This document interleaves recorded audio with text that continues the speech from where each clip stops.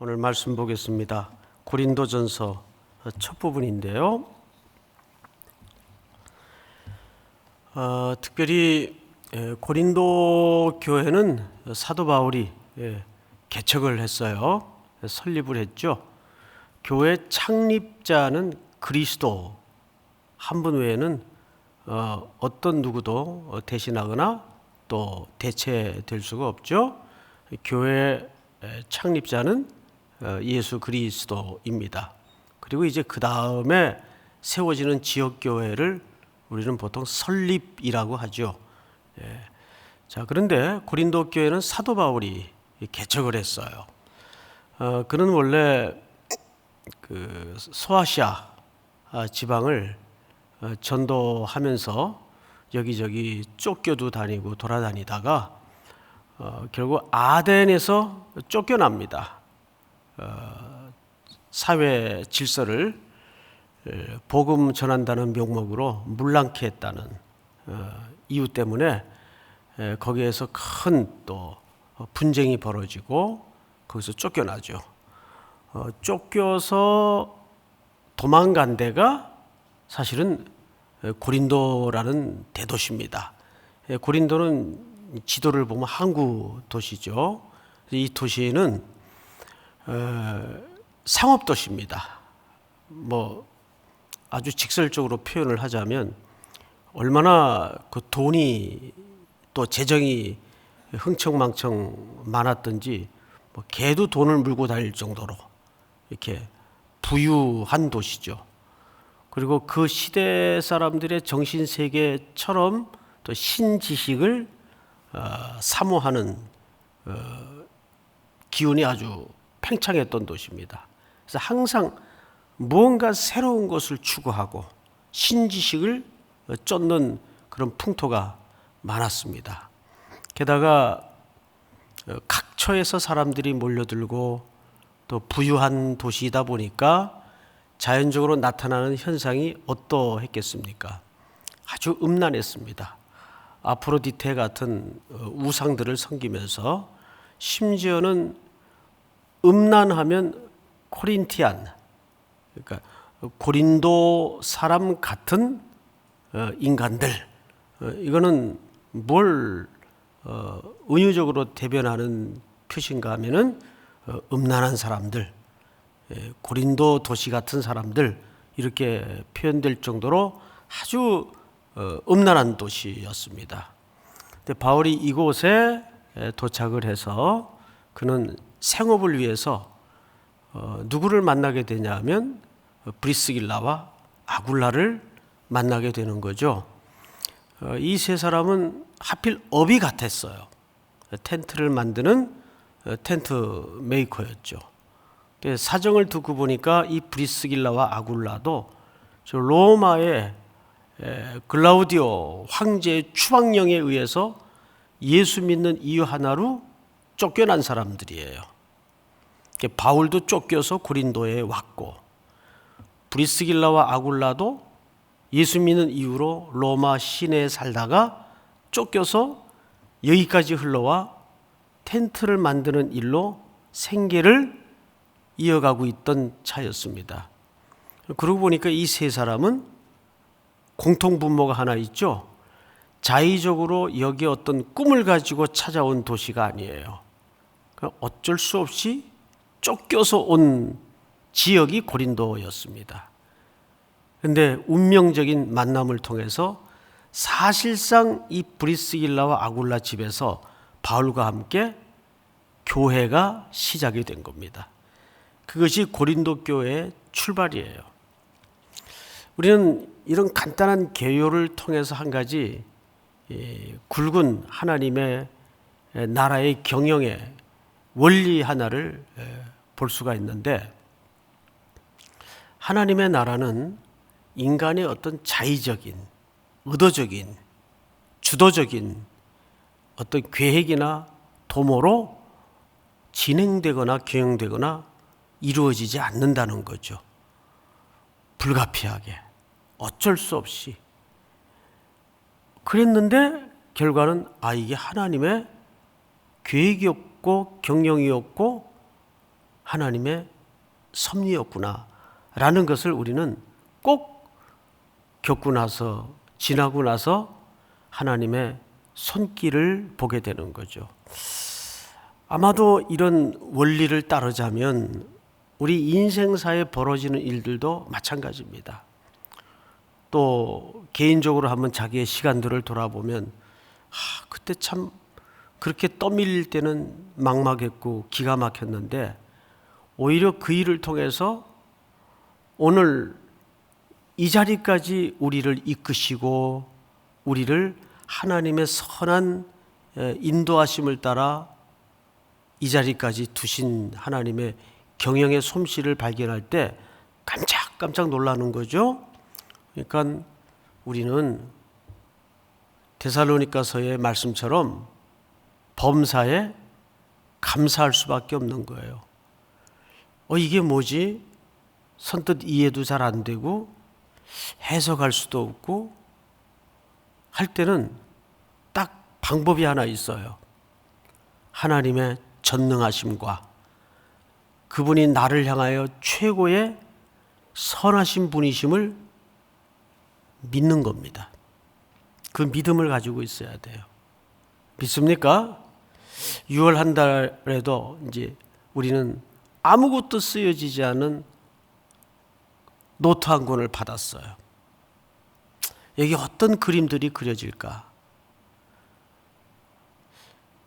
우리의 판단과 기준으로는 암울한 그림일 수도 있겠고 또 모호한 회색빛 그림일 수도 있을 거예요. 근데 그게 그렇게 중요하지 않습니다. 하나님은 나를 향하여 최고로 선하신 분이고 그 선하신 하나님은 전능하시다는 사실을 믿으면 반드시 하나님은 합력하여 선을 만들어 가시는 분이심을 믿을 때 내 앞에 어떤 일들이 부딪히건 그건 그렇게 큰 문제가 아니다. 그 뒤에 넘어 하나님의 경영을 믿으시는 6월 한 달이 될 수 있기를 축복합니다. 고린도 교회도 그렇게 세워진 거예요. 자, 그런데 그 당시에는 한 목회자가 그저 한 교회에 20년씩 원로될 때까지 만세반석처럼 그렇게 있을 수 있는 형편과 입장이 아니었습니다. 왜냐하면 천지사방에 복음 전할 때는 많고 또 사도들은 턱없이 부족하고 해서 길어야 2년 또 2년 남짓 이 정도 한 교회에 겨우겨우 그저 몇 사람 일꾼 정도 세워놓고 또 다른 곳으로 복음을 전하러 떠나야 되는 이런 순례의 여정이었습니다. 우리 한국교회 초기 기독교사를 봐도 그래요. 그래서 선교사 한 분이 또는 시골에 목회자 한 분이 주일만 되면 아침에 산 너머 아무개 교회 갔다가 또 오후에는 부지런히 또 산 너머 다른 교회 가서 예배를 인도하고. 왜? 목회자가 부족했으니까, 없었으니까. 그러던 때가 불과 몇십 년 전이에요. 이 당시에는 얼마나 더 했겠습니까? 해서 바울이 고린도 교회 이제 겨우 일꾼들을, 기초적인 일꾼들만 세우고 훈련을 해놓은 다음에 떠나는 거예요. 이제 이만짝 고린도 교회는 어쨌든 완벽하진 않지만 자리를 잡았으니 리더십 여러분들이 교회를 잘 좀 섬겨 주십시오 하고 에베소라는 아주 우상 숭배와 철학의 도시로 또 복음을 전하러 떠난 거예요. 떠났는데 풍편에 가슴 아픈 소식 하나가 전해진 겁니다. 선생님, 혹시 고린도 교회 소식 들으셨어요? 왜요? 선생님 떠나고 나서 아무래도 큰 리더십이 부재되다 보니까 교회에 그동안 쌓였던 잠복에 있던 많은 문제들이 한꺼번에 불거지고 터졌습니다. 그러면서 이 얘기를 하는데 무려 교회 안에 한두 가지 문제가 아니에요. 제일 큰 문제가 분파 문제였어요. 사람을 중심으로 누구 파야? 송 목사파. 누구 파야? 김철 목사파. 이래가지고 이게 이제 연약함의 상징이죠. 그리스도만이 주인이 되어야 되는데 사람을 중심으로 아볼로파, 게바파, 게바 누구죠? 베드로파예요. 또 바울파, 또 바울파, 또 예수파까지 만들어가지고 마음과 뜻과 정성을 다해서 싸우고 있었어요. 이게 제일 큰 교회 안에 문제였습니다. 그 이후에 보니까 머리에 수건을 뭐 써야 되느냐 벗어야 되느냐, 예배를 드릴 때 또 성찬의 문제, 음란의 문제, 별별 문제가 한꺼번에 터져버린 겁니다. 자, 그러니 에베소에도 하던 일이 있는데 내버려두고 한 걸음에 달려갈 수 있는 교통 상황도 아니잖아요. 그 정도 거리를 다니려면 한 지역에서 한 지역을 옮길 때마다 정말 목숨이 왔다 갔다 하는 문제인데 어디 쉽겠어요? 그래서 사도 바울이 기도하고 가슴 아파 고민하다가 누구를 부르냐면 항상 바울이 목회 현장이나 선교 현장에서 공고하고 힘들고 난감한 일이 생길 때는 부르는 동역자가 하나 있었어요. 지난 수요일 날 임직식 때도 그 부분을 잠깐 말씀을 드렸죠. 디도라는 제자예요. 나 좀 보자. 아, 선생님이 또 뭐 어려운 일이 생겼구나.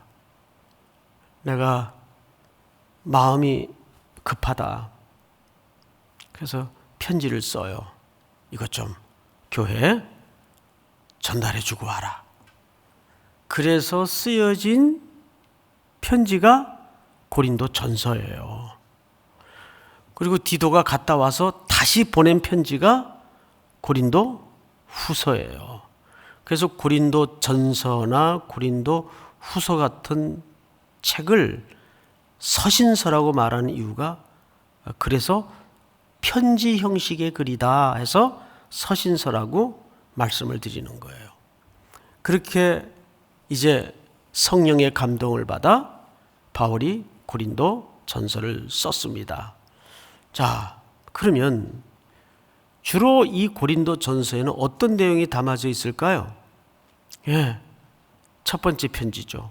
고린도 교회 2개의 편지를 보내요. 전서와 후서를 보내죠. 그러면 첫 번째 편지에서는 주로 어떤 내용이 담아져 있을까요? 꾸짖고 지적해주고 고치라고 책망하고 야단치는 내용들로 빼곡히 차 있습니다. 앞부분 그저 인사말 조금 얹어놓고 그래서 오늘 9절까지는 거기에 대한 사실상 서론 부분입니다. 이 서론 부분이 그래서 뭐 덜 중요하다는 말은 더더욱 아니에요. 서론이기 때문에 아주 중요합니다. 왜?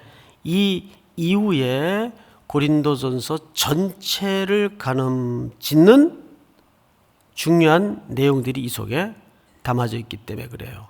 한 몇 가지만 시간이 많이 남아있질 않으니까 말씀을 드리겠습니다. 자, 1절을 한번 보세요. 하나님의 뜻을 따라 그리스도 예수의 뭐로 부름받은 바울과 사도로 부름받은 바울과 이렇게 되어 있습니다. 자, 여러분, 바울이 신약의 절반에 가까운 책을 썼죠? 근데 그 책에는 인사말에 2종류의 특징이 있어요. 어떤 서신서는 사도라는 자기 입장을 전혀 언급하지 않습니다. 그런데 사도라고 반드시 밝히는 서신서가 따로 있어요. 이 차이는 뭘까요? 자기가 전했던 그 복음의 현장에서 자기의 사도권에 대해서 전혀 시비를 일으키지 않았던 교회에 대해서는 사도라는 밝힘의 내용이 기록되어 있질 않습니다. 그런데 자기의 사도권에 대해서 항상 시비를 일으키고 의구심의 눈초리를 거두지 않았던 교회는 자기의 사도권을 밝혀요. 그럼 고린도 교회 성도들은 사도 바울의 사도권에 대해서 의구심을 가졌다는 얘기예요? 안 가졌다는 얘기예요?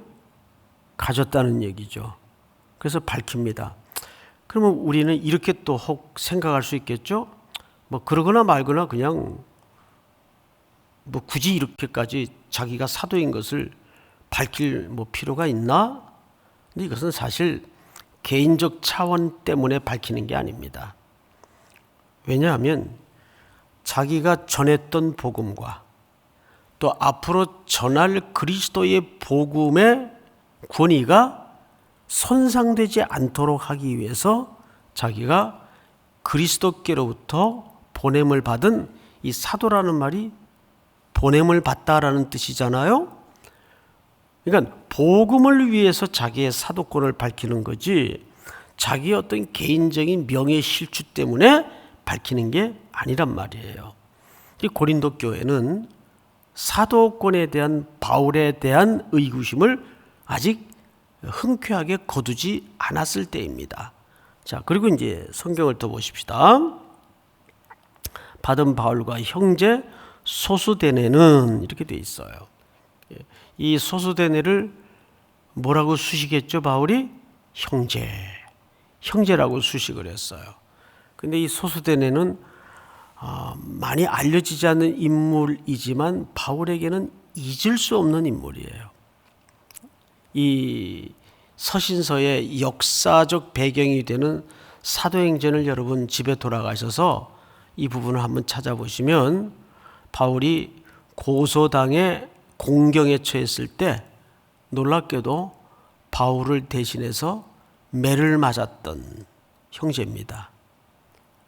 그러니까 이 소수데네는 바울의 여러 복음의 형제들 가운데 참 바울의 선교 여정에 빼놓을 수도 없고 잊을 수 없는, 그러니까 이 형제에 대해서는 고린도 교회 성도들도 아마 알고 있었던 것 같습니다. 뭘로 알 수 있냐면 그 소수데네 또 형제라는 말에 정관사가 붙어 있어요.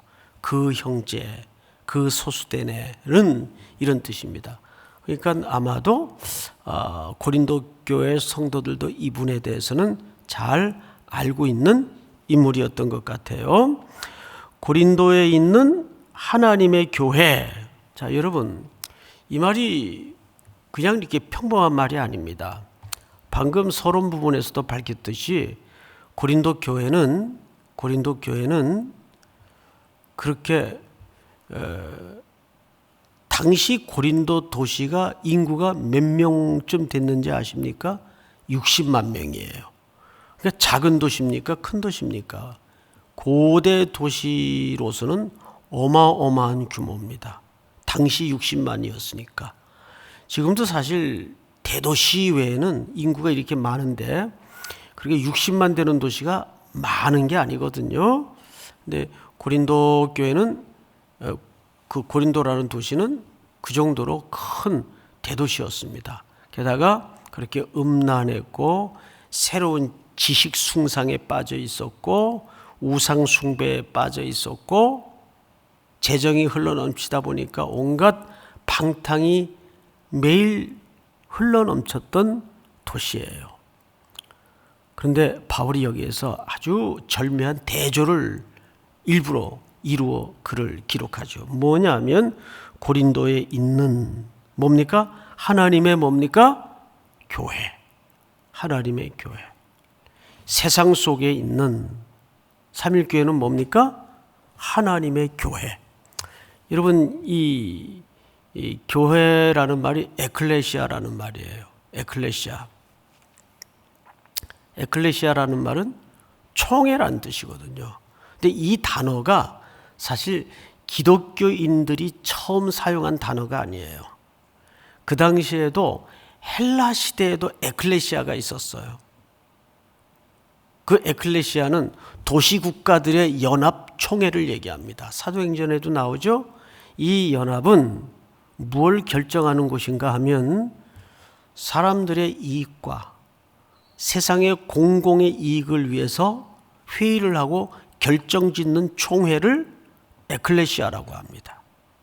에클레시아, 교회라고도 하죠. 바울이 고린도라는 이 방탕한 도시와 그 속에 뭐를 대조시키고 싶었던 거죠? 하나님의 교회를 대조시키고 싶었던 겁니다.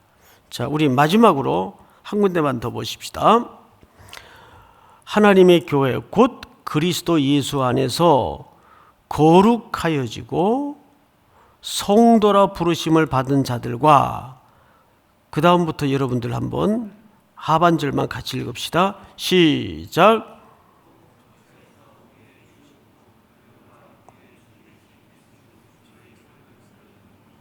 네, 또 각처에서 그랬어요. 이 각처는 굉장히 중의적인 의미가 있습니다. 그 당시 고린도 교회라고 부를 때는 무슨 뜻인가 하면 가정교회의 전부다. 이렇게 건물이 있어서 유지되던 그런 형태의 교회가 아니고, 그래서 여기저기 흩어져 있는 각처의 가정교회들을 얘기하는 거예요. 고린도 지역에. 그걸 총칭해서 뭐라고도 부르죠? 그냥 뭉뚱그려서 고린도 교회라고도 부르는 겁니다. 마찬가지로 이 각처라는 말 속에는 왜 중의적 의미가 있냐면, 이것은 오늘날 이 글을 읽고 있는 독자들인 오늘날의 교회도 각처의 교회 중에 하나로 부름받고 있는 거예요. 그러니까 이 고린도 교회 서신은 출발은 개교회의 어떤 문제 때문에 쓰여진 서신이지만, 그 서신에서 말하는 교회의 원리와 또 성도로서의 삶의 문제를 뭐 하고 싶었던 겁니까? 여기에서 적용을 시키고 싶었던 거예요.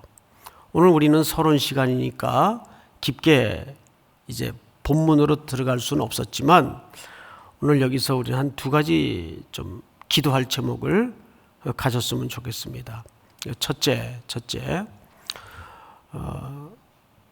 오늘날 우리는 사도는 아니에요. 사도는 예수님께서 직접 보냄을 받은 그 당시의 사도는 끝났어요.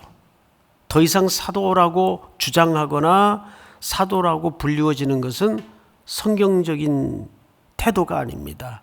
그러나 교회는 분명 사도적 성격을 갖고 있습니까? 갖고 있지 않습니까?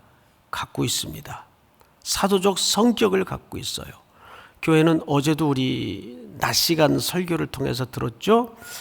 너희는 교회의 소금이라고 했습니까? 세상의 소금이라고 했습니까? 우린 세상의 소금이에요.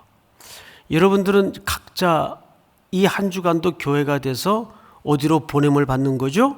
세상 속으로 보내어지는 겁니다. 믿습니까? 그 사명이 우리 속에 있는 거예요. 무엇으로 보내어지는 거죠? 소금이 되기 위해서 보내어지는 게 아니라 소금으로서 보내어지는 거예요. 빛으로서 보내어지는 거예요. 믿습니까? 그러니까 오늘도 우리는 어떤 자로 살아야 될까요? 보냄을 받은 자로 살아야 돼요. 우리가 매일 아침에 첫 시간을 이렇게 하나님 앞에 예배를 드리고 말씀을 듣고, 그리고 나서 또 한 주간을 세상 속으로 파송되는 겁니다. 두 번째, 저도 오늘 이 본문을 준비하다가 참 회개를 했는데, 고린도 교회가 완벽했을까요? 완벽하지 않았을까요? 완벽하지 않았으니까 문제가 생겼겠죠. 음란한 문제도 일어났고, 또 재정의 문제도 일어났고, 사람 사는데 벌어질 수 있는 모든 죄는 고린도 교회 안에서 다 일어났어요. 그런데도 바울은 이 교회를 어떻게 부르고 있어요? 거룩한 하나님의 교회로 불러주고 있어요. 그러니까 이것은 굉장히 바울이 신학적으로 겸손한 태도입니다. 그래서 제가 괜히 그 의기로운 마음에 뭐 이렇게 좀 불편한 뉴스들이 나거나 하면은 막 화도 내고 심지어 욕도 좀 합니다. 저것들 왜 저런가. 그런데 내가 그들을 폄하하거나 비난하거나 욕하기 전에 정말 그들을 위해서 애틋하고 안타까운 하나님의 교회라는 차원에서 기도 한마디를 하는 게 옳은 태도겠다 싶어요. 괜히 그냥 자기 분기에 그렇게 혐오하고 또 비난하는 것보다는 우리가 그리스도 안에서 한 몸이라는 생각으로 내 고통, 내 수치, 내 아픔으로 끌어안고 기도 한마디라도 보태는 게 옳은 태도이겠다. 사실 좀 반성을 했어요. 말씀을 준비하면서. 그래서 오늘은 우리가 이 땅에 하나님의 거룩한 공동체, 그 거룩은 늘 현재형으로 소개되고 있습니다. 그렇게 거룩을 향해 가고 있잖아요. 연약하지만 그 하나님의 이 땅에 그리스도의 몸된 교회를 위해서 기도해 주시고 또 세상 속으로 보냄을 받는 여러분들의 한 주의 삶을 위해서 또 속히 이 코로나19가 종식될 수 있도록 아울러 같이 기도하시다가 일어나시기 바랍니다. 다 같이 기도하겠습니다. 거룩하신 하나님 아버지 감사합니다. 오늘도 복된 하루를 새 달을 주셔서 하나님 앞에 하루를 시작하게 하시고 주신 말씀 따라서